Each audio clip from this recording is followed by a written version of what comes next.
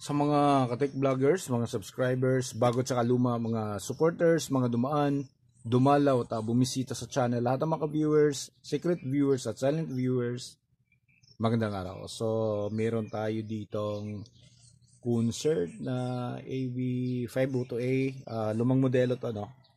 Kaya kung mapapansin natin, bakit nasabi natin lumang modelo? So, ibang klase pa yung ginagamit na RCA jack dito. Ibang klase yan, matitibay, hindi yan basta-basta nagka-crack. Tapos dito, ito mga chips na to, yung 4558, original yan at GRC. Hindi katulad nung ngayon. Kaya dito mo mapapansin kung bakit iba yung tunog nung dati kaysa mga bago. Maliban pa dito ito, copper pa yung ginagamit dito. Hindi pa aluminum, ano. Tapos yung ibang mga capacitor, so napaka-importante ng mga capacitor na ginagamit yan, no? Yung mga capacitor, yung mga mylar, ibang klase kaysa sa ngayon. So, ang problema lang naman nito ay napaka-simple lang, ano?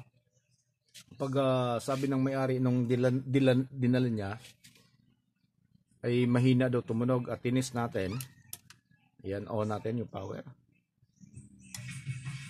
Ayan. So, naka-off yung volume pero tumutunog na siya kagad. Yan o. Okay, tumutunog siya kagad. Tapos ito yung kanyang mid. Wala na. Ito yung kanyang bass. Wala din. Yung high na lang ang natitira.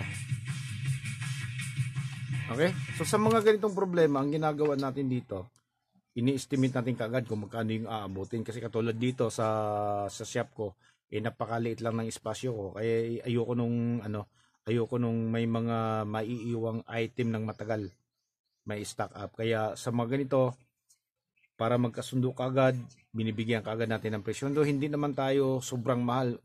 Yung labor nga natin ay wala pa sa minimum eh. Sobrang mura lang.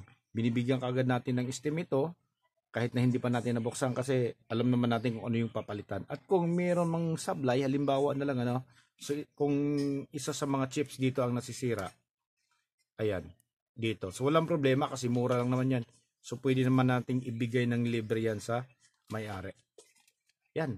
Yun lang yung ginagawa natin sa mga ganito. Kapag mga simpleng sira lang, sinasabi na natin kaagad para mabudgetan o malaman natin kaagad yung desisyon nung may-ari.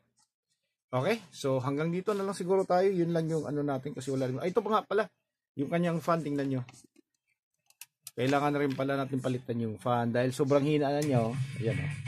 Ayan, ayan.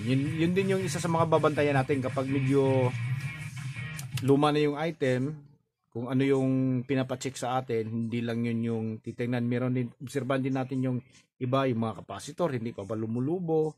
Okay? Yung iba, tapos yung mga switches, ganun yung mga ginagawa natin. Okay, so maraming salamat. God bless at bye-bye.